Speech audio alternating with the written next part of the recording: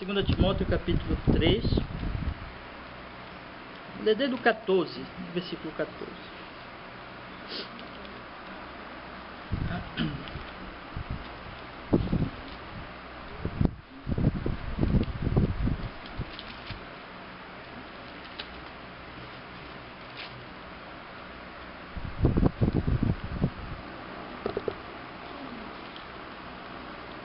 Esse trecho aí, esses 4 versículos, do 14 ao 17.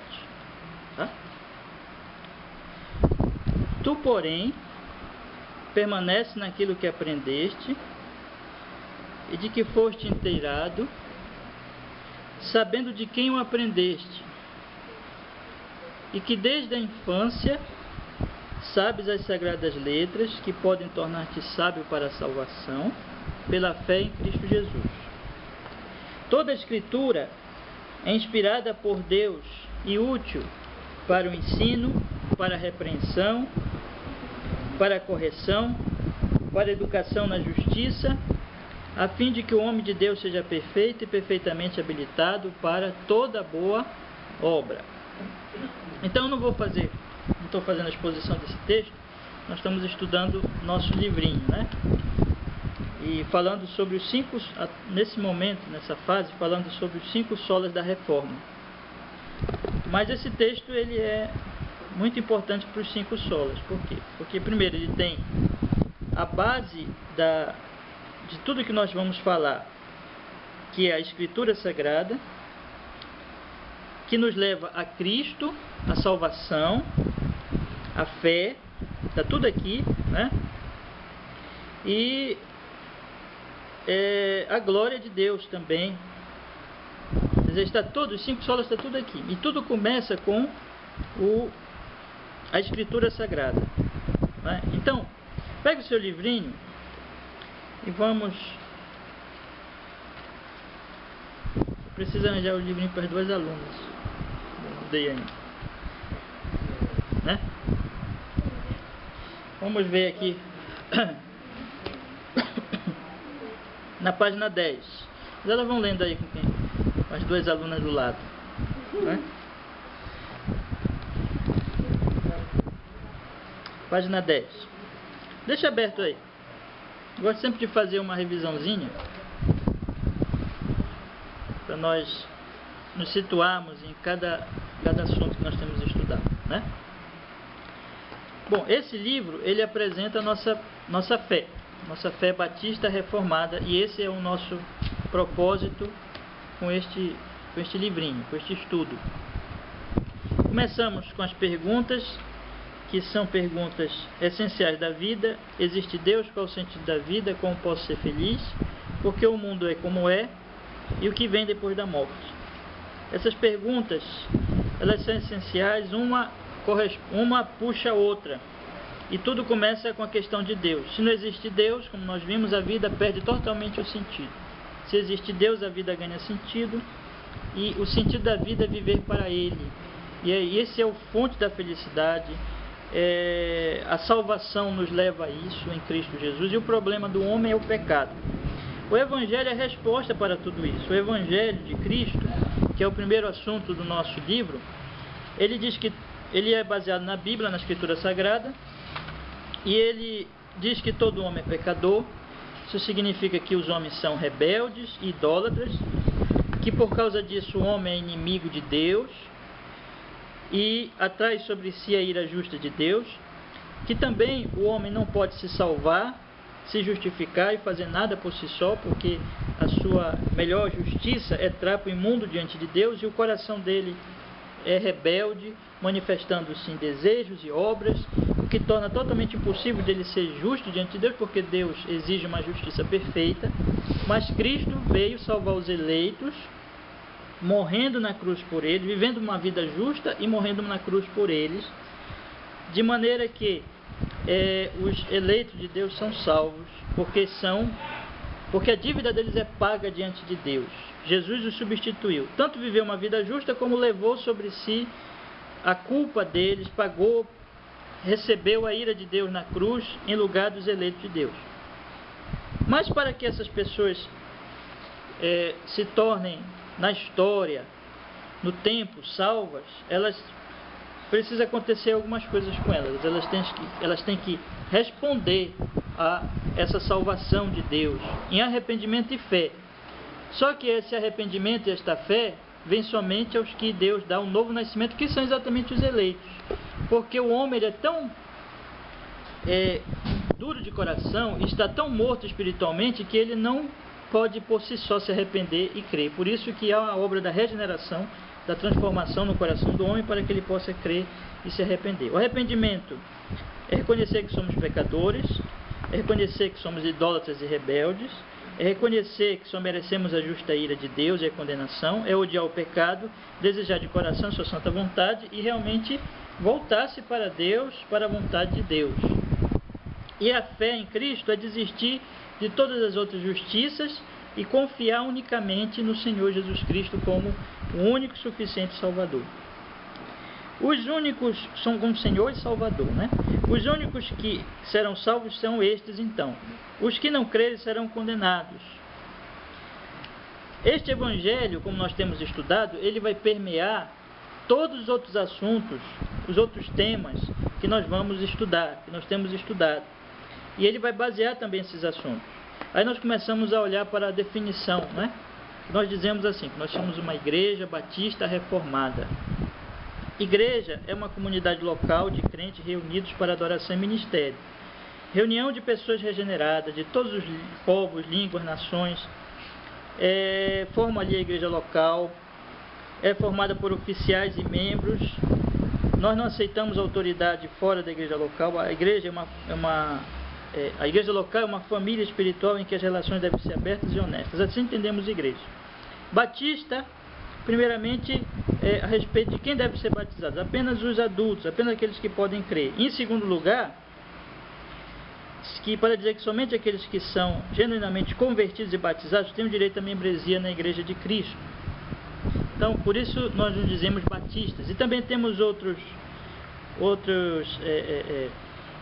princípios batistas que são importantes para nós.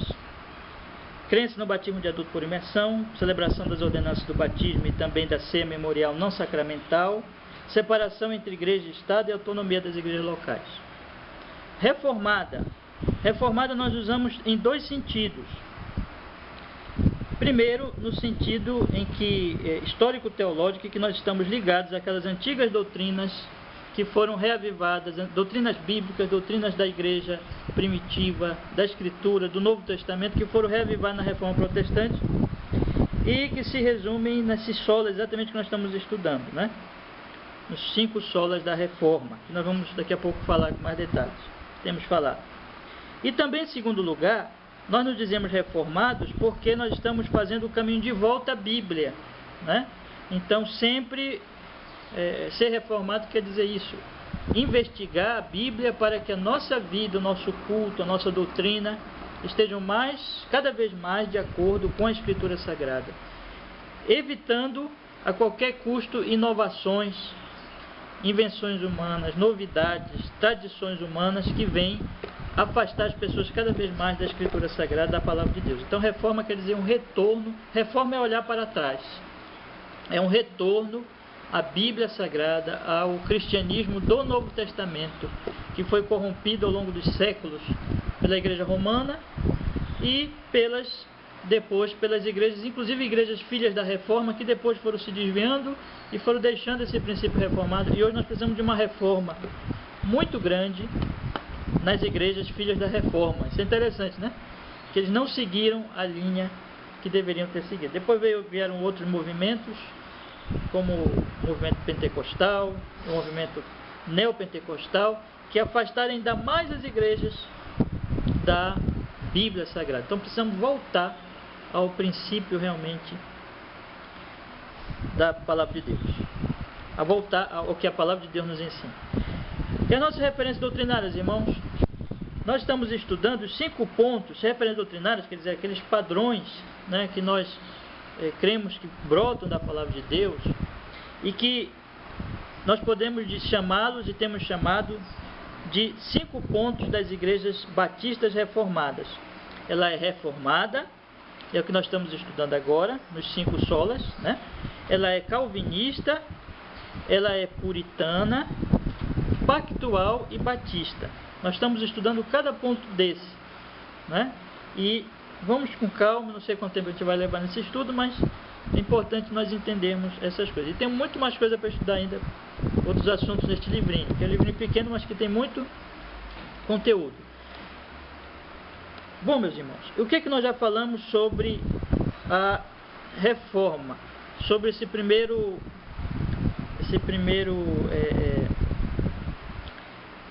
referência, dizendo que nós somos reformados, ou seja, que nós somos reformados. Tem a ver com os 5 solas da reforma, que foram defendidos pelos reformadores século XVI, século XVII. Isso foi principalmente, olhando para a história, uma reação ao ensino da Igreja Romana. Então, o que eu tenho feito para vocês, semana passada nós tivemos o culto da Ceia do Senhor. Aí eu preguei aqui sobre o Salmo 1. E procurei relacionar o Salmo 1 com estes assuntos que nós temos estudado, como eu disse para vocês, tem tudo a ver, está tudo ligado, né? E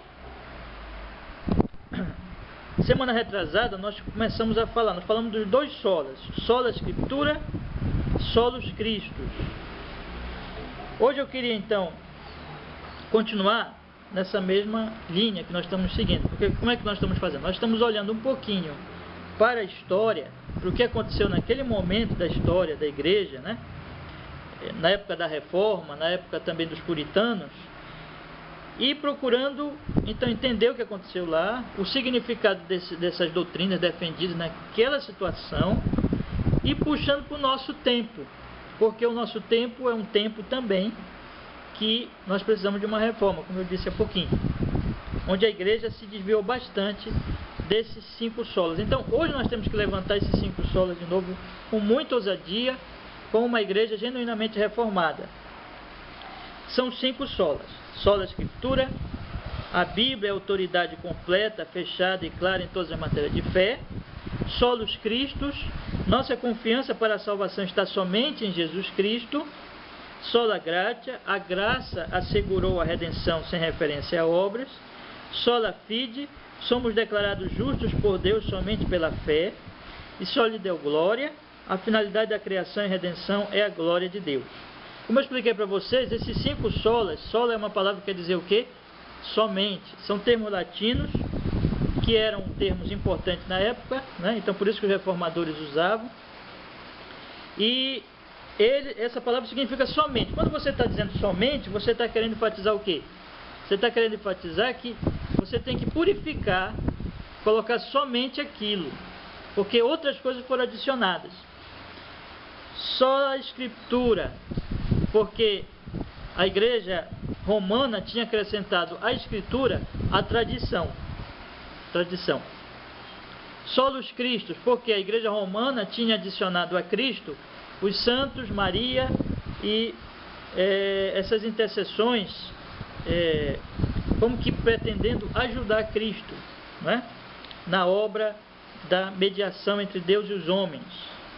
Sola Gratia, porque a igreja romana, através da sua doutrina, acabou adicionando à graça o mérito também, o mérito humano. Mesmo que eles digam que não, mas eles acabaram adicionando o mérito humano, juntamente com a graça de Deus.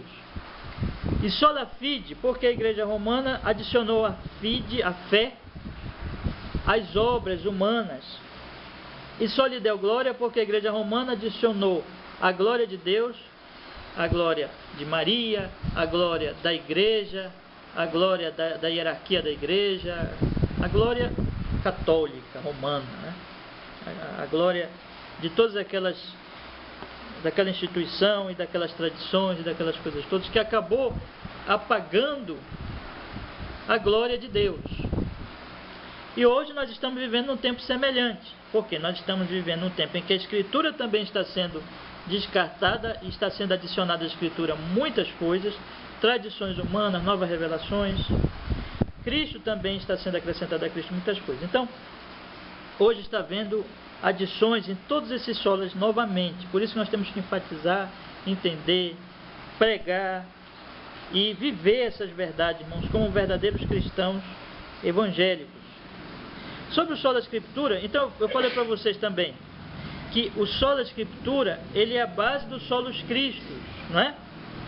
Como o apóstolo Paulo diz aqui, que Timóteo, ele deveria permanecer naquilo que aprendeu, que foi inteirado, sabendo de que aprendeu, que desde a infância sabe das Sagradas Letras, que podem tornar-te sábio, olha só, para a salvação pela fé em Cristo Jesus. Quer dizer que as Sagradas Letras nos levam à salvação, ao Evangelho, à verdade em Cristo Jesus. Quer dizer que eu só conheço Cristo quando eu conheço a Escritura Sagrada, a sua palavra, porque é a revelação de Deus para nós. Então esses dois solas estão ligados, no sentido em que quanto mais eu me afasto da Escritura, mais eu me afasto de Cristo.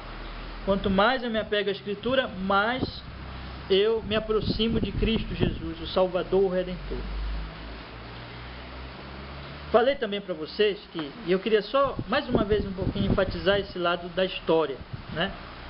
Eu trouxe um livro aqui que eu quero ler alguns trechos para vocês ainda olhando para o Sola Escritura. Pretendo hoje falar dos outros sola, né? Sola Graça, Sola Fide, Sola Deo Graça. Vai falar até onde der, vamos ver o tempo hoje. Mas teve um missionário aqui no Brasil, eu não sei se ele ainda está aqui, o nome dele é Andrew King, e ele é um missionário inglês. Ele, não sei se ele ainda está no Brasil, mas até parece que 2008 tem umas mensagens dele na internet. E uma vez ele esteve numa conferência falando exatamente desses 5 solas, uma igreja presbiteriana. E ele fez algumas considerações muito interessantes sobre o Sola Escritura, em relação àquilo que estava acontecendo lá na igreja romana, né, na época. Então, ele colocou 3 distorções que a igreja romana estava fazendo, estava promovendo naquela época da história, e continua promovendo hoje, porque ela não mudou, né? Então, primeiro, as 3 distorções falam, em primeiro lugar, da autoridade da Bíblia, distorce a autoridade da Bíblia. Em segundo lugar, distorce a interpretação da Bíblia, a segunda distorção. E a terceira distorção acrescenta à Bíblia as tradições. Então foram essas 3 distorções que a igreja romana acabou produzindo na doutrina da Escritura Sagrada. E eu vou rapidamente falar dessas distorções, seguindo aquela linha deste missionário, porque eu penso que nos ajude para ficar a coisa mais precisa para o nosso entendimento sobre o que estava acontecendo lá e sobre o que está acontecendo hoje também no nosso tempo, né? A primeira distorção tem a ver com a autoridade da Bíblia. A igreja romana ensina assim: já que a igreja foi quem escolheu o cânon da Escritura, ou seja, aquela lista de livros que fazem parte da Escritura Sagrada, que são considerados livros inspirados, logo a autoridade da Escritura vem da igreja. A igreja é que tem autoridade realmente, e por isso que a Bíblia tem autoridade já, vamos dizer assim, derivada da autoridade da igreja, né? Então a igreja romana ensina assim, quer dizer, é a igreja que escolheu a Escritura, então a Escritura tem uma autoridade como que derivada da autoridade verdadeira, que é a autoridade da igreja, né? Essa é a primeira distorção. Daqui a pouco eu vou dar a explicação que os reformados deram a essas distorções. A segunda distorção na igreja romana é a respeito da interpretação, em que eles dizem assim, que quem interpreta a Bíblia realmente é a igreja. A interpretação verdadeira quem dá é a igreja. É claro que quando eles estão falando isso, eles estão se referindo aos concílios, às declarações dos papas, né? E que são essas pessoas que dão a interpretação verdadeira da Bíblia. Vejam bem, daqui a pouco eu vou falar das consequências, deixa eu seguir para a gente não se perder. A terceira distorção é que a igreja romana, ela coloca em pé de igualdade a tradição da igreja, que são exatamente essas interpretações que foram sendo dadas ao longo da história, que foram se acumulando e que se transformaram então em tradição, né? E essa tradição acabou ficando paralela à Bíblia, que na verdade com uma autoridade maior que a Bíblia, já que é ela que determina o que a Bíblia diz, né? Já que é uma interpretação, a autoridade realmente está na tradição, no que a igreja ensina. Se deu para vocês entenderem essas três distorções? Quer dizer, são três distorções. Qual é a primeira? A igreja dá autoridade à Bíblia. Segunda, a interpretação só é verdadeira, a interpretação que a igreja dá, a interpretação oficial da igreja, né? Em terceiro lugar, a tradição assume o lugar, na verdade, importantíssimo como autoridade, tal qual a própria Bíblia, ou até maior na prática que a Bíblia, de fato maior que a Bíblia, porque é ela que vai determinar a doutrina, os dogmas da igreja e assim por diante. Quer dizer, tudo isso põe a Bíblia lá embaixo, né? Se você for pensar que a autoridade está na igreja e não na Bíblia, quer dizer que a Bíblia é uma autoridade, mas não é lá essas autoridades. Então ela perde muito a força dentro da teologia católica romana. A interpretação não fica livre para as pessoas. Quer dizer, você não pode interpretar a Bíblia, você tem que receber a interpretação oficial. Isso quer dizer que a Bíblia fica presa, fica escrava da interpretação oficial da igreja, né? E em terceiro lugar, a tradição acaba também anulando a autoridade completamente da Bíblia, porque afinal de contas quem nós vamos ouvir é a tradição. A tradição. Então a Bíblia fica totalmente prejudicada diante destas distorções. Como é que os reformadores eles responderam a isso na época? Primeiro, eles disseram assim: a autoridade, a primeira distorção foi: a autoridade é derivada, né? A autoridade vem da igreja.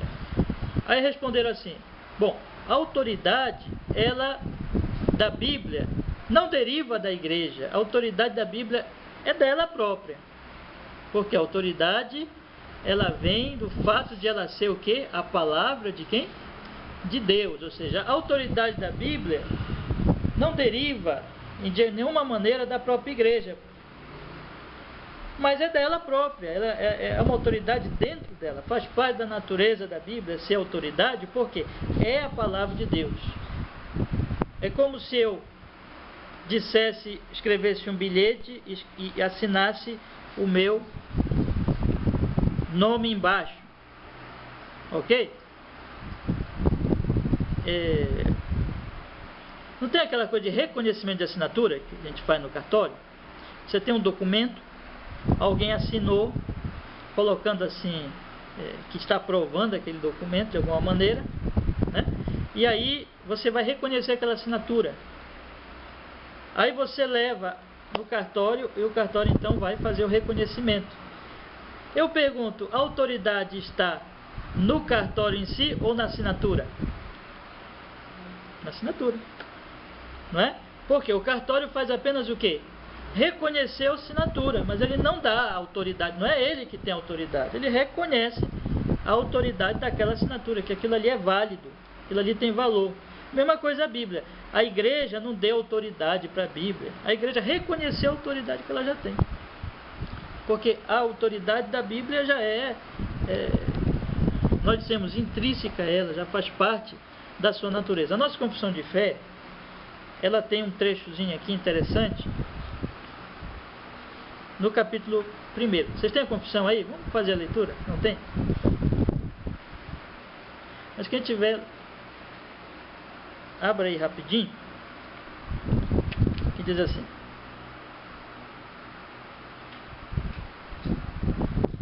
no ponto 5, no ponto 4, aliás, diz assim, página 8.4: a autoridade da Sagrada Escritura, razão pela qual deve ser crida e obedecida, não depende do testemunho de qualquer homem ou igreja.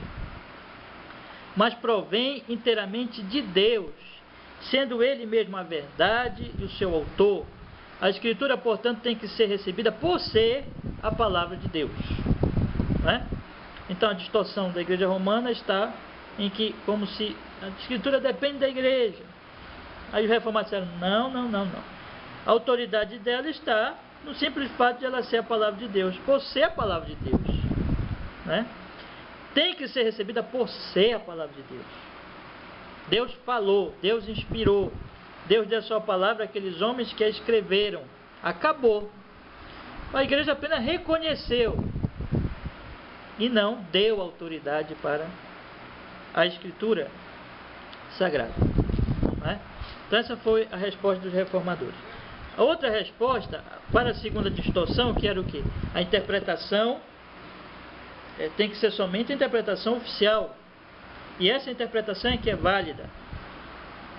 Isso acabou prendendo a Bíblia, amarrando a Bíblia na interpretação daquelas pessoas, fazendo, naqueles líderes religiosos, fazendo com que um fenômeno semelhante ao antigo fenômeno do judaísmo, né, que aconteceu no tempo de Cristo, se repetisse na história. Por exemplo, irmãos, abra sua Bíblia aí em João capítulo 9. João capítulo 9. Tem um texto que nós já lemos, já estudamos aqui há algum tempo, sobre a cura do ex-cego de nascença, a cura do cego de nascença. No capítulo 9, a partir do versículo 13, aquele homem foi curado por Jesus, ele foi levado às autoridades religiosas, aos fariseus, que eram aqueles homens que detinham o poder religioso, inclusive o poder de interpretação da verdade de Deus, da Escritura, e eles começaram a interrogar aquele homem. Quando aquele homem mostrou realmente que ele tinha sido curado de fato por Jesus, aquela cura, ela tinha sido uma cura inquestionável. Então, aí o que aconteceu? Veja a reação desses homens. Vamos ler, por exemplo, no capítulo 9,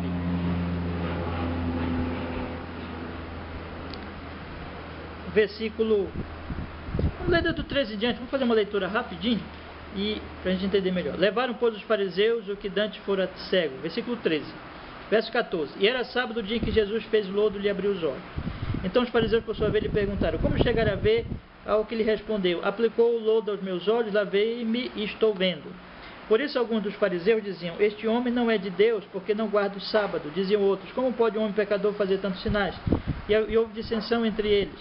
De novo perguntaram ao cego, que dizes tu a respeito dele? Visto que abriu os olhos, que é profeta, respondeu. Não acreditaram os judeus que ele fora cego e que agora via, enquanto não lhe chamaram os pais e os interrogaram. E é este o vosso filho, de quem dizeis que nasceu cego? Como, pois, vê agora? Então os pais responderam, sabemos que é o nosso filho e que nasceu cego, mas não sabemos como vê agora, ou quem lhe abriu os olhos, também não sabemos. Perguntai a ele, idade tem, falará de si mesmo. Agora preste atenção, por que eles falaram assim? Eles não assumiram, olha, Jesus curou o nosso filho. Eles não falaram isso. Perguntei para eles, ficaram com evasivas. Por quê? Versículo 22 explica. Isso aqui os pais do ex-cego, quando foram interrogados por aqueles líderes religiosos.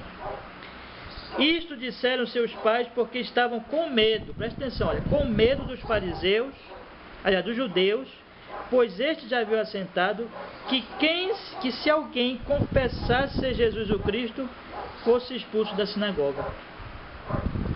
Não podia confessar que Jesus era Cristo. Se confessasse, era expulso da sinagoga. E ser expulso da sinagoga para o judeu era terrível. Era ficar à margem da sociedade. Então aquelas pessoas já eram pessoas pobrezinhas. Ser expulso da sinagoga se colocariam numa situação mais difícil ainda. Então eles ficaram com tanto medo que disseram assim, não, nós não sabemos, perguntei para eles e tudo. Isso mostra, irmãos, duas coisas. Que aqueles religiosos, eles tinham o poder da verdade, entre aspas, nas mãos deles, de definir o que é certo e o que é errado. E o povo ficava nas mãos deles, e com medo deles. ao ponto de segui-los e perder a salvação, porque eles proibiam que as pessoas confessassem que Cristo era, que Jesus era o Cristo, como diz aqui no versículo 22. Se alguém confessasse ser Jesus o Cristo, fosse expulso da sinagoga. Isso é uma prisão. Irmãos, é incrível como a história se repete, porque a igreja romana, ela depois se tornou nesse novo poder religioso de prisão. Prenderam a verdade, disseram assim: nós temos o poder de interpretar a verdade, e o povo tem que nos ouvir e seguir a doutrina estabelecida pela igreja, e quem não seguir não vai ser salvo. E aí as pessoas seguiam aquilo, não tinham mais para onde seguir mesmo, né? Era um domínio total naquela época, e a Bíblia estava presa ao dogma da igreja, à interpretação da igreja, ao que a igreja determinava como verdade, como doutrina correta. E Cristo também. Cristo, ele ficava, meus irmãos, Cristo, ele ficava desconhecido. Por quê? Porque o apóstolo Paulo diz que Cristo, ele é conhecido pelas Escrituras. Semelhante aqui: não digam que Jesus é o Cristo. Se quem disser, vai ser expulso da sinagoga. Aí você percebe que o Cristo pregado pela igreja romana é um Cristo diferente do Novo Testamento. Eles falam de Cristo? Falam. Mas eles falam de Cristo juntamente com outras coisas, distorcendo totalmente a verdade sobre Cristo. E aí Cristo ficava desconhecido das pessoas. A Reforma respondeu dizendo o seguinte: não, a Bíblia não está presa ao dogma e à interpretação da Escritura, porque a Bíblia tem autoridade por si só. A Bíblia é a palavra de Deus, e a Bíblia tem que ser dada ao povo, para que o povo interprete a Bíblia. Tem que ser posta na mão do povo, tem que ser liberta do dogma, liberta dessa prisão que a igreja romana impôs sobre a Bíblia, e ser dada ao povo, para que o povo possa ler, entender a Bíblia, iluminado pelo Espírito Santo. Essa foi a resposta dos reformadores. A Bíblia tem que ser dada para o povo. Por isso que inclusive Lutero traduziu a Bíblia, né? Traduziu a Bíblia para o alemão. Então nós temos que compreender, irmãos, essas respostas da Reforma, que vocês vão dizer assim: mas o que isso tem a ver conosco? Tem tudo a ver conosco. Daqui a pouco eu vou falar um pouquinho sobre isso. Eu nem sei se vai dar para a gente falar mais alguma coisa, mas essas coisas são importantes para nós entendermos, né? A terceira verdade, a terceira distorção da igreja romana era que a tradição, ela tinha tanto valor quanto a Bíblia, e na verdade mais valor, porque a tradição é a interpretação da igreja, então a interpretação da igreja que valia. Então a Bíblia não tinha poder nenhum. Os reformados disseram assim: não, a Bíblia tem que julgar a tradição, não o contrário, porque no final das contas a tradição julgava a Bíblia. A interpretação que a igreja dava era que avaliava a Bíblia. Onde é que isso leva? Isso leva ao ponto dos papas e dos concílios é que ter autoridade verdadeira, e a Bíblia fica debaixo daquela autoridade. Aí os reformados disseram assim: não, a Bíblia que é a autoridade, a Bíblia que tem que julgar a tradição, a Bíblia que tem que julgar os concílios, a Bíblia que tem que julgar os pronunciamentos dos papas, a Bíblia que tem que julgar o dogma da igreja, as doutrinas que a igreja prega. A Bíblia é que tem que julgar a interpretação. Por isso que os reformados responderam assim, e todos os reformados sempre dizem: nós temos as nossas tradições. Desculpe, irmão. Nós temos a nossa tradição. Por exemplo, a nossa confissão de fé é uma tradição.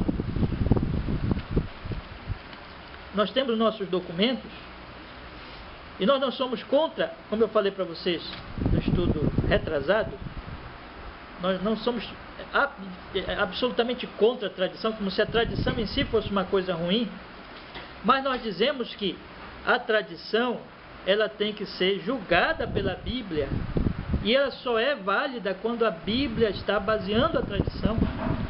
quando a tradição ela está fundada na Bíblia, porque a Bíblia é que é a autoridade. Quer dizer, não é a tradição que é a autoridade, a Bíblia é que é a autoridade. Certo? Então, isso acontece hoje, essas distorções acontecem no meio evangélico moderno, né? Porque você tem hoje também, por exemplo, a primeira distorção, meus irmãos, quando você coloca a autoridade da Bíblia como derivada, isso acontece hoje, por exemplo, em que as pessoas elas estão totalmente dominadas pelas essas interpretações que vêm dessas igrejas modernas. Tanto que você chega hoje com uma pessoa que está dominada por essas interpretações e você abre a Bíblia para ela e diz assim: eu não acredito nisso. Não, você deve estar entendendo errado. Mas como é que está entendendo errado se a Bíblia está dizendo exatamente aquilo ali? A Bíblia está dizendo é assim, assim, assim. Não, mas eu não concordo porque assim minha igreja não ensina assim, meu pastor não ensina assim. Quer dizer, a autoridade da Bíblia é descartada e a autoridade fica com a igreja, com a igreja moderna, com o pregador moderno. Não é? Em segundo lugar, a questão da interpretação que está ligada a isso, que eu acabei de falar. Quer dizer, a autoridade ela é roubada e a interpretação do apóstolo, do pastor, sei lá quem, é que passa a valer de fato. As pessoas ouvem mais aquele homem do que a palavra de Deus, principalmente dessa questão aí de nova revelação. E em último lugar, vai se formando uma tradição tão grande nas igrejas que a tradição equivale. Ninguém mais observa se é a palavra de Deus. Então essas coisas eu já expliquei bastante nos estudos anteriores, estou só relembrando para os irmãos a respeito de que essas coisas elas estão hoje no nosso meio, irmão, só de outras formas, mas estão. Não é um problema só da igreja romana. A igreja romana continua do mesmo jeito dela, não mudou nada, né? Mas não é um problema só da igreja romana, é um problema das igrejas ditas evangélicas hoje. Mas eu quero ler aqui um trecho desse livro. Esse livro aqui é interessante todo mundo comprar e ler, tá bom? Esse livro é Vivendo para a Glória de Deus. Ele faz uma introdução ao calvinismo, à fé reformada. Então, se vocês querem conhecer a fé reformada com mais profundidade, compre e leia esse livro aqui, muito bom, tá? Vivendo para a Glória de Deus, do Joel Bick e outros autores aqui. Este autor, ele é um autor reformado muito bom na atualidade, tem mostrado muitas verdades a respeito da fé reformada no nosso tempo. Mas eu quero ler rapidamente algumas coisas que estavam acontecendo também naquela época, na época da Reforma, e que nos ajuda a entender esses solas, né? Então, eu vou ler aqui rapidamente e vou explicar algumas coisas para vocês. A teologia reformada não pode ser entendida plenamente sem a sua reação aos problemas na igreja, não é? Então, a teologia reformada foi também uma reação àqueles problemas daquela época. Primeiro problema, abuso papal.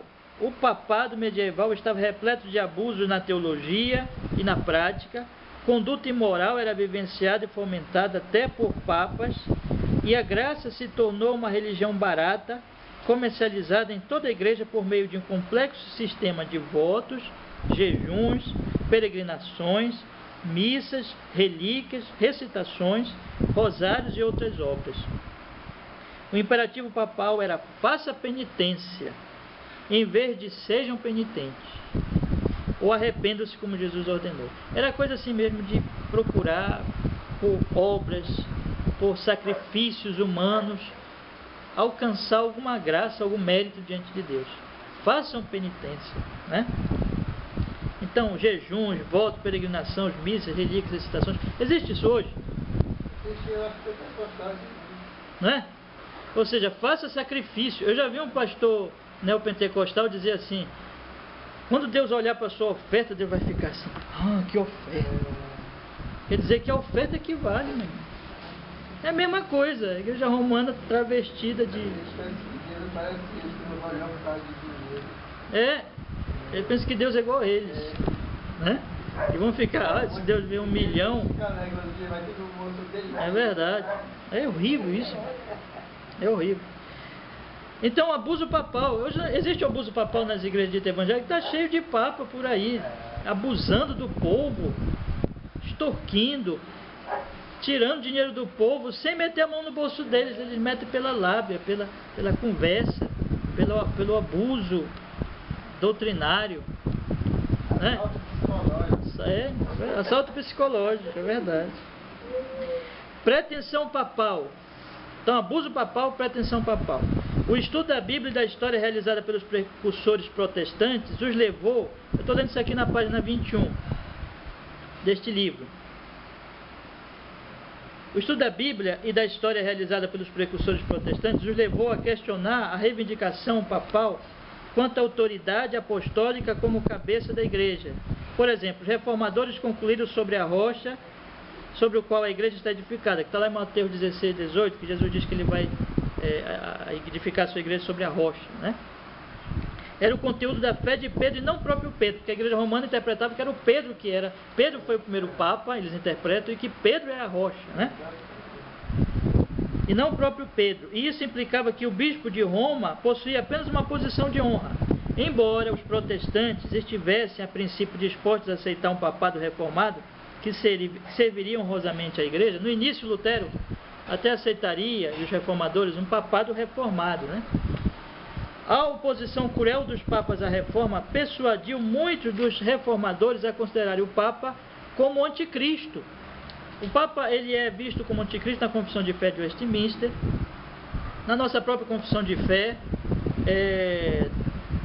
diz aqui, na página 63.4, o Papa de Roma não pode em qualquer sentido ser o cabeça da igreja. Ele é o anticristo, homem da iniquidade, o filho da perdição, o qual se opõe e se levanta contra Cristo, contra tudo que se chama Deus, a ponto de assentar-se no santuário de Deus, como se fosse o próprio Deus.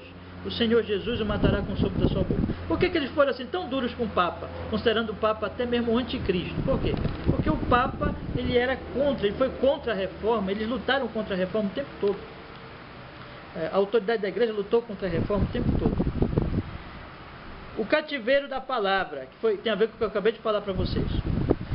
Os protestantes ensinavam que a Igreja Católica Romana mantinha a Escritura em escravidão, retendo-a dos leigos e assim mantendo-a no que diz respeito à interpretação em servidão, olha só, aos concílios, bispos, eruditos, canonistas e alegoristas da Igreja. Os protestantes trabalharam arduamente para libertar a Bíblia desse cativeiro hierárquico, como escreveu Malcolm White. A Igreja de Roma degradou as escrituras sagradas por contaminar a pureza do cano com seus acréscimos apócrifos, por suplementar os relatos inspirados com enorme quantidade de tradições espúrias, por admitir que somente a interpretação que está de acordo com a anuência unânime dos pais e da Santa Amada Igreja, e particularmente por diminuir o papel da pregação, enquanto os seus sacerdotes se ocupavam com histórias miraculosas a respeito de Maria, dos santos, das imagens, e exaltavam a importância da missa com suas cerimônias, rituais múltiplos e elaborados. Assim a pregação foi deteriorada e quase desapareceu. Os reformadores protestaram fortemente contra isso e contenderam com todo vigor para resgatar a santa palavra de Deus. Isso aconteceu lá, está acontecendo hoje, está, irmãos. A Bíblia passou a ser escrava da interpretação de um homem que se diz chefe da igreja.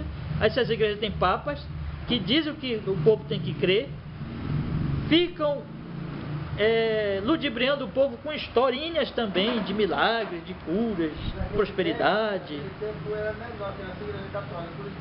É um monte, né? É verdade, irmão. É verdade. Que hoje está pior ainda, né? É verdade. A pregação foi deteriorada naquela época, quase desapareceu. Hoje é a mesma coisa. Onde é que tem pregação? Onde é que vocês hoje entram numa igreja e veem um pregador abrir a Bíblia, a Escritura, e ler um texto e explicar para o povo? Pegar um livro todo da Bíblia e estudar aquele livro com as pessoas. Não existe isso. É só aquela pregaçãozinha motivacional. Você vai ficar bom, você vai ficar curado, Deus vai lhe dar vitória. A pregação desapareceu e ficou desse tamaninho, A pregação verdadeira desapareceu. E o que se chama de pregação ficou desse tamaninho, no sentido de que tem um monte de rituais. Mesma coisa, irmãos. Coreografia, dança, teatro, oferta disso, oferta daquilo, música disso, música daquilo, gestinho para cá, gestinho acolá, vem para frente, senta, vamos passar por um corredor onde todo mundo está assim com a mãozinha assim, passar por cima do sal, um monte de rituais. É a igreja católica, irmão. Esse pessoal aí está retornando ao romanismo, entendeu? Isso não é igreja evangélica. Eu estou dizendo para vocês faz tempo que isso não é igreja evangélica. Essas igrejas aí não são evangélicas, são igrejas romanas, com nome de evangélico. Não devia nem ser. Por que não se junta logo com o Papa, esse pessoal? Exatamente. Aí é poder. O Papa tem o poder deles, eles não querem perder o poder deles. Com certeza, é verdade. Não é? Tem horas que eu acho a igreja romana até melhor que esse pessoal. Tem mais gente séria lá, tem padres lá sérios, melhor mais do que ele. Menos exploradores. É verdade. Eu, por exemplo, conheço um padre lá. Eu gosto de ouvi-lo na internet porque eu quero saber o que a igreja pensa hoje. Eu tenho como é que diz? Quando eu olho para aquele padre falando, eu acredito na sinceridade dele. Ele está completamente enganado, enganando o povo, mas ele acredita naquilo. E ele passa uma honestidade, uma sinceridade naquilo. O que muitos desses pastores, nem isso eles têm. Eles são picaretas mesmo e querem enganar mesmo um pouco. Então, tem vezes que essas igrejas evangélicas se tornaram piores que a igreja romana. A exaltação do monarquicismo. Os protestantes se opuseram ao conceito católico romano da superioridade da falsa vida religiosa. Eles não acreditavam que o monarquicismo era o único caminho para a espiritualidade, nem mesmo o melhor. Por enfatizarem o sacerdote de todos os crentes, os protestantes se empenhavam por eliminar a distinção católica romana entre a vida inferior do cristão envolvido numa vocação secular e o mundo religioso mais elevado dos monges e freiras. Então a igreja católica faz essa divisão assim: monges e freiras têm uma vida espiritual mais elevada que o resto do povo. Isso não é bíblico. E os reformados disseram assim: está errado. A vida espiritual, santa, é de todos. Tem uma época que eu achava que esse termo protestante. Esse termo crente, já está enfraquecido. Protestante não, ele é radical mesmo, ele é lá pesadamente. Protesto, né? É verdade, é verdade. Então, hoje acontece a mesma coisa. Acontece quando você vê, por exemplo, colocar os pastores e os líderes como se homens santos, e o resto do povo tem que seguir um homem santo, pode nem questionar. Eles são os que estão numa posição elevada, né? Mediação usurpada. Os protestantes também rejeitaram as ideias da Igreja Católica sobre a mediação de Maria, a intercessão dos santos, a transfusão automática de graça nos sacramentos. Eles se opuseram a qualquer forma de mediação com Deus, exceto a de Cristo. Reduziram os sacramentos a 2, o batismo e a ceia do Senhor, removendo assim da igreja e dos sacerdotes o poder de mediação e dispensação sacramental da salvação. Então, os católicos romanos colocaram um monte de intercessores extras, e os reformados disseram: não, é somente Cristo. E não há poder em si no sacramento. Batismo, e reduziram os sacramentos a 2, batismo e a ceia do Senhor. E normalmente os batistas chamam de ordenanças, né? Ordenanças. O papel das boas obras. Os protestantes rejeitaram as ideias do semipelagianismo, a qual afirma que tanto a graça como as obras são necessárias para a salvação. Essa diferença teológica era um âmago da posição protestante, embora tenha sido por causa da corrupção moral e prática que essa questão se tornou proeminente.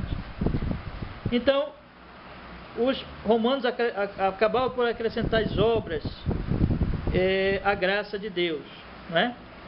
Por isso, irmãos, os protestantes, eles formaram esses solas, porque, observe bem, somente a Escritura, sola Escritura, porque a igreja romana pregava o quê? A Escritura e a tradição, quer dizer, tira a tradição, é a pregação dos reformados, somente a Escritura.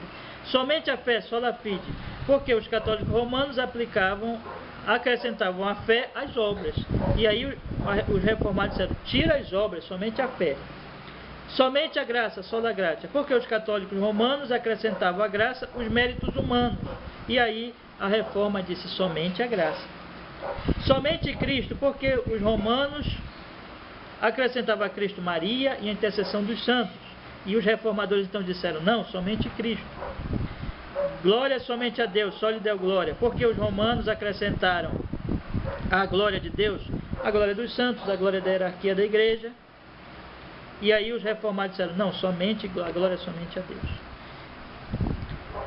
Irmãos, eu fiz questão de ler isso aqui e de mostrar para vocês o que aconteceu lá, para a gente ver um paralelo hoje, né? Hoje é a mesma coisa, quer dizer, a glória de Deus ficou obscurecida. Mas vamos olhar agora para o sola gratia. Pega o seu livrinho aí na página 10 e vamos agora estudar os pontos que ficaram faltando. Não sei se vai dar para nós acabarmos hoje, mas pelo menos a gente vai adiantando aí. Página 10. Nós já vimos sola scriptura, a Bíblia é a autoridade completa, fechada e clara em todas as matérias de fé. Solus Christus, nossa confiança para a salvação está somente em Jesus Cristo. Sola gratia, a graça assegurou a redenção sem referência às obras. Em primeiro lugar, nós precisamos entender para os irmãos que a graça de Deus é o que o apóstolo Paulo explica, por exemplo, em Efésios capítulo 2, versículo 8. Pega a sua Bíblia lá, por favor. Abra comigo em Efésios capítulo 2.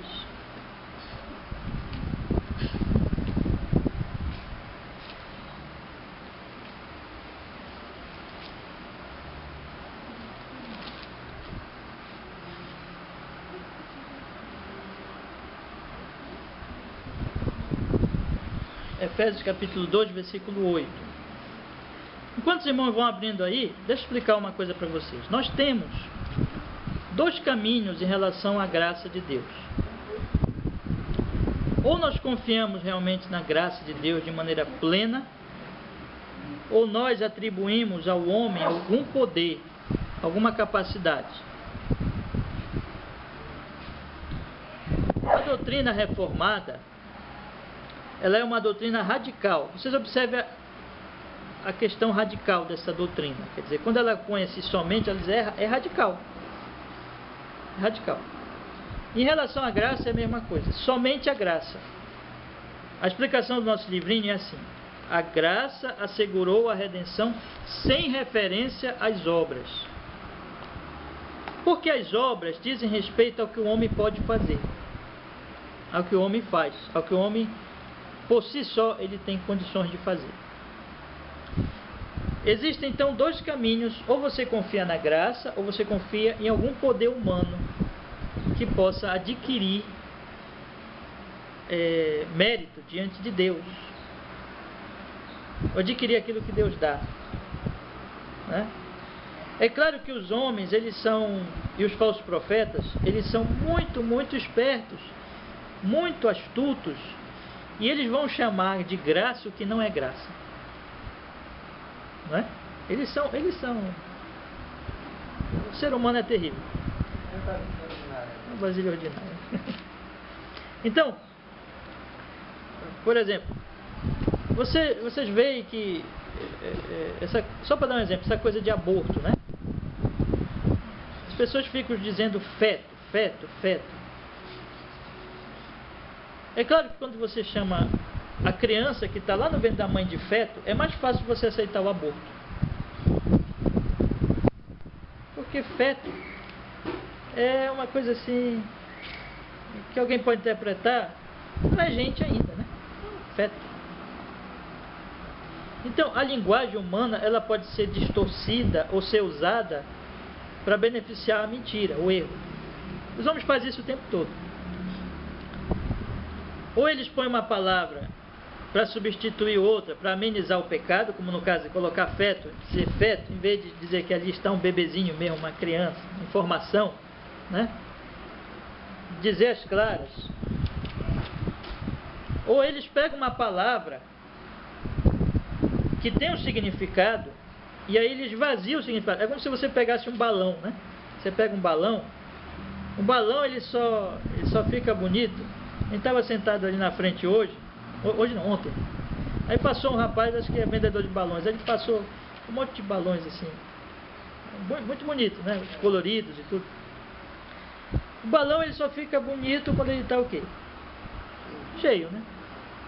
O balão sem ar é feio, né? Então você pega o mesmo balão, aí você cheio, bonito, e você esvazia. Você ainda chama de balão, mas perdeu a utilidade, perdeu o significado. Você vai dar para uma criança um balão vazio? Não tem graça, né? Então a mesma coisa eles fazem. Eles pegam a palavra, por exemplo, pegam a palavra graça. Aí eles usam graça, mas eles esvaziam, eles tiram o ar da palavra, eles tiram o sentido, o significado da palavra e ficam usando só a palavra. E quem ouve acha que está entendendo, ou que quem sabe eles estão falando a verdade, porque afinal de contas eles estão usando a mesma palavra, né, que a Bíblia usa, mas eles estão usando aquela palavra esvaziada do seu significado. Então se você for estudar o que ensina a igreja romana, eles falam muito de graça também, só que é esvaziado do sentido verdadeiro, genuíno, né? Se você for estudar essas igrejas de hoje, tem igreja que tem até o nome de graça, né? Tem no título, graça, mas quando você vai estudar, eles não sabem mais o que é graça. Eles usam o nome, mas eles não sabem mais o que é. Então nós temos que entender direitinho graça. Graça de Deus quer dizer favor imerecido de Deus. O próprio Joel Bick põe aqui no livro dele. Já que eu estou com o livro aqui, deixa eu só fazer a leitura rapidinho, porque ajuda a gente a entender essa parte aqui também. Ele diz assim: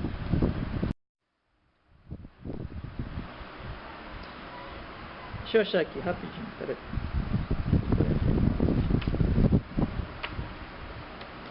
Então, ele coloca assim, na página 152, o vocábulo graça é comumente definido como o favor imerecido de Deus.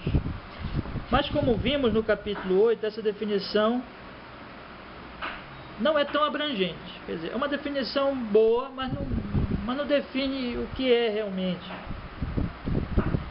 Aí ele coloca aqui uma citação: é o favor espontâneo de Deus outorgado ao indigno. Essa é uma explicação melhor. E continua explicando assim: aqueles que recebem a graça não são apenas pecadores indignos e sem esperança, são rebeldes, hostis, que estão contra Deus, possuem coração mau e uma péssima lista de obras. Deus não está obrigado a ser amável e gracioso para com eles. Eles são pecadores e merecem o inferno. No entanto, de acordo com a sua natureza, Deus derrama um amor totalmente merecido sobre eles. Enquanto Deus faz isso, a vida deles é mudada para sempre. Graça é mais até que um favor imerecido de Deus.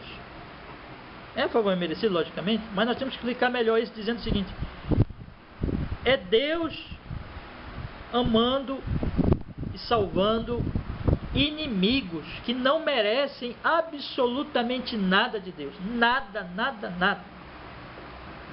Eu sempre gosto de dizer, de afirmar e de relembrar os irmãos: nós só não estamos no inferno agora, nesse exato momento que estou aqui falando para vocês, porque Deus é misericordioso.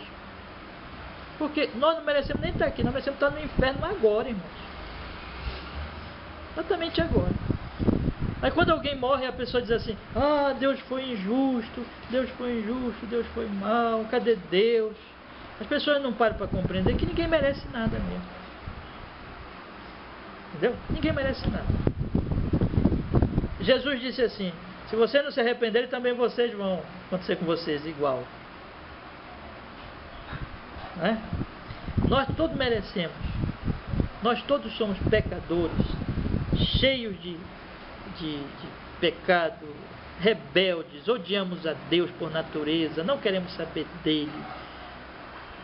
E por isso que a doutrina da eleição, ela causa surpresa ou até indignação em pessoas que ainda não entenderam isso direito. Dizem assim, mas Deus não é injusto em salvar só um grupo seleto e deixar todos os outros se perderem? Não.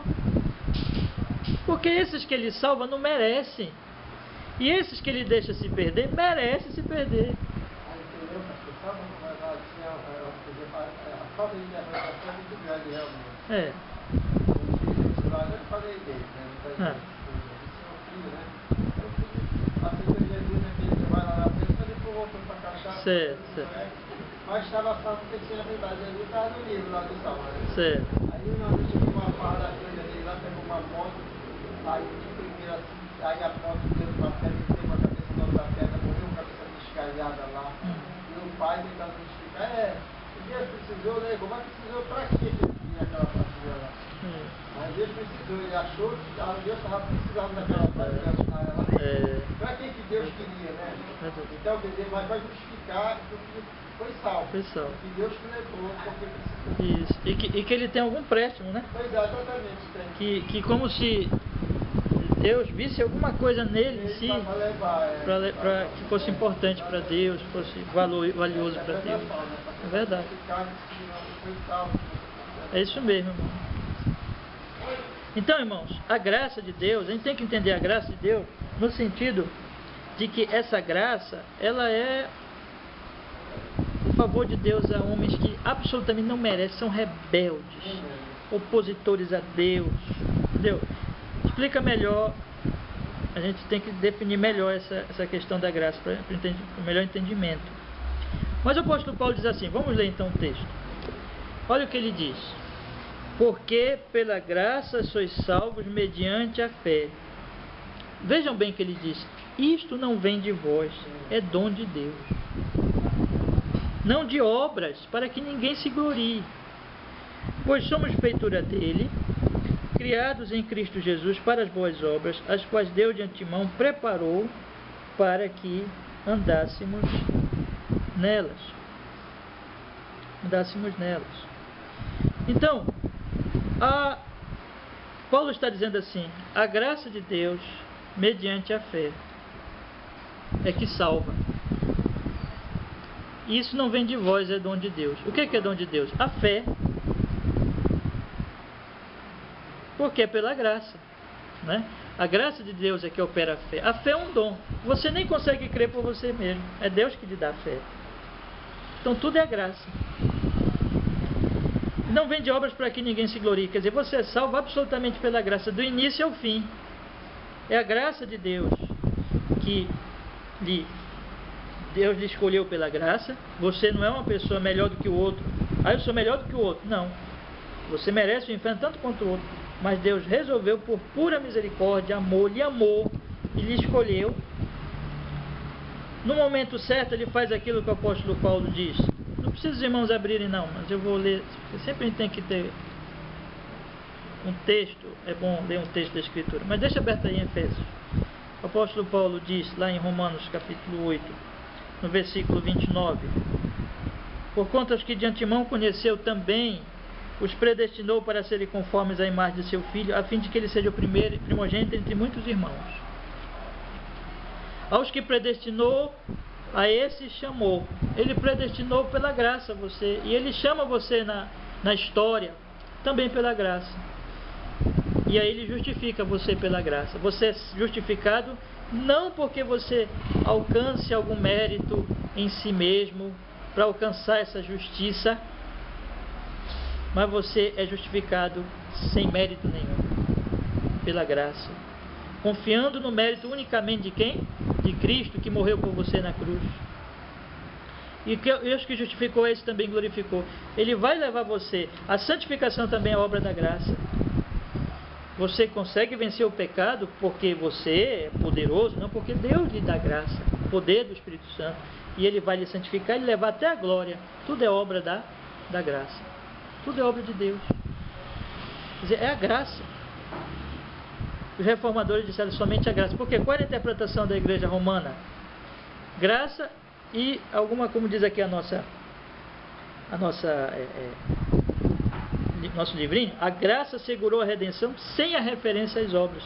Porque no ensino romano, eles misturam justificação com santificação. Os reformadores entenderam que a doutrina da justificação é uma doutrina distinta da doutrina da santificação. Não é? Você é justificado. Deus atribui a você a justiça que Cristo adquiriu para você na cruz. Quando Deus olha para você, você está justo em Cristo Jesus. Paulo vai ensinar isso claramente no livro de Romanos, não é?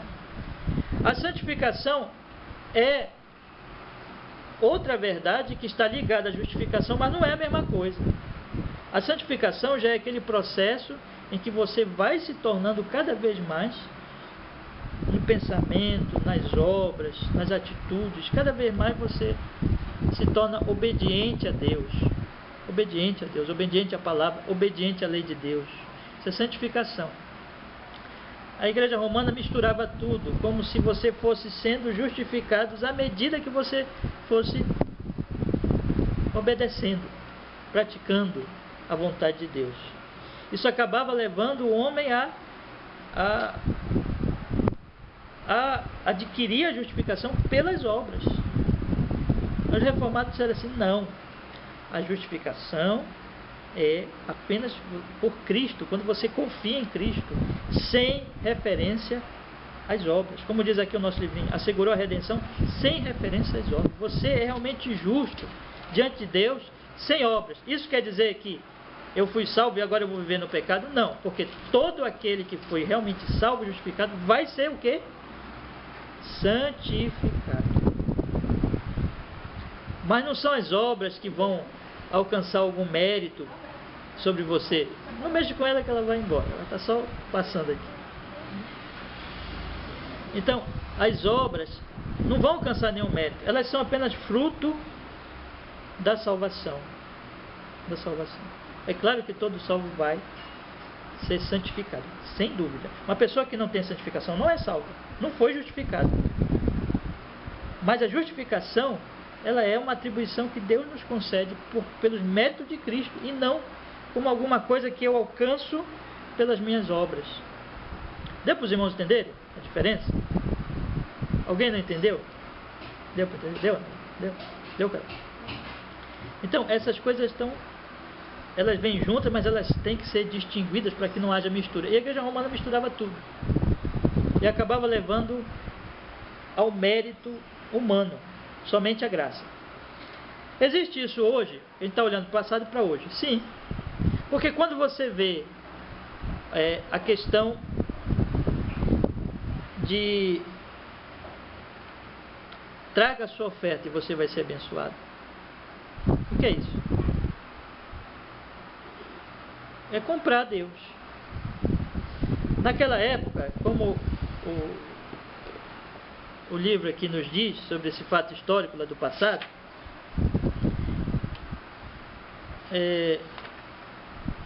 o papado medieval estava repleto de abusos na teologia e na prática. A conduta imoral era vivenciada e fomentada até por papas, e a graça se tornou uma religião barata, olha só, comercializada em toda a igreja. Isso que aconteceu naquela época.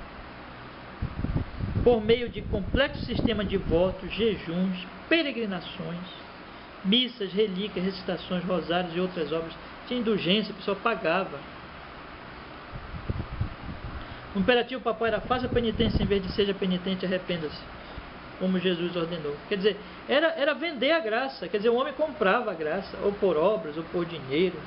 E o que a gente vê hoje, irmão? É um reavivamento dessa coisa horrível. Venha para a igreja, faça sacrifício, dê todo o seu salário. Não é a mesma coisa? É comprar a Deus. Comprar a Deus. Mas isso também se vê quando nós achamos, irmãos, que existe alguma coisa em nós mesmos que Deus vai se agradar. Nunca devemos pensar assim. Nunca. Tudo é pela graça. Tudo é pela graça. não é que eu alcance, não é que eu alcance pelos meus méritos, é a graça de Deus. Né? Por isso que a teologia reformada ela é muito radical, inclusive no início de tudo. Quer dizer, os arminianos, como é que os arminianos pregam? Eles dizem assim: Deus previu que você ia crer. Preveu que você ia crer. Deus conhece o futuro, aí Deus sabe se você vai crer ou não. Aí Deus olha assim e diz assim: esse aqui vai crer, então eu escolho esse. Mas é isso que a Bíblia diz? Não. A Bíblia diz que você só crê porque Ele escolheu. Porque a fé é o quê? Um dom. Nós acabamos de ler aqui. A fé é um dom de Deus. Mas o ensino arminiano acaba também colocando algum mérito no homem. Porque afinal de contas fui eu que me escolhi. Que escolhi a Deus. Fui eu que escolhi ser salvo. Quando você entende que nem você se escolheu, foi Deus que escolheu você. É aquilo que Jesus Cristo diz: não foste vós que escolhestes a mim, mas eu escolhi a vós, para que vades e deis fruto, e vosso fruto permaneça. Quando você entende isso, você vê que tudo é pela graça mesmo. Que se não fosse Deus me escolher, nunca eu ia escolher a Deus. Nunca eu ia ouvir o Evangelho. Ah, pastor, mas fui eu que me arrependi, mas fui eu que quis. É verdade. Você tem que se arrepender e você tem que crer. Mas a fé e o arrependimento é fruto do quê? É fruto de Deus, meu irmão, na sua vida. Deus que operou isso. Se Deus não tivesse operado isso, você não seria salvo.